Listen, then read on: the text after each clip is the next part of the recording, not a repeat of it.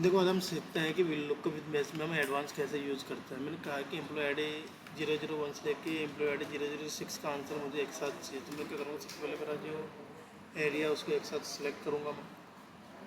फिर यहाँ पे इक्वल लगाऊंगा VLOOKUP वैल्यू मैंने एम्प्लॉय आई डी 001 लिया, इसको मैंने F4 से 3 टाइम लॉक करूँगा, तो कॉमा लगाऊंगा। फिर लुकअप एरिया में पूरी की पूरी मेरी टेबल जो रेंज है उसको सिलेक्ट करके इसको F4 से लॉक कर दूँगा, फिर कॉमा लगाऊंगा, फिर मैच लगाऊंगा, ठीक है, फिर कॉमा लगाऊंगा मैं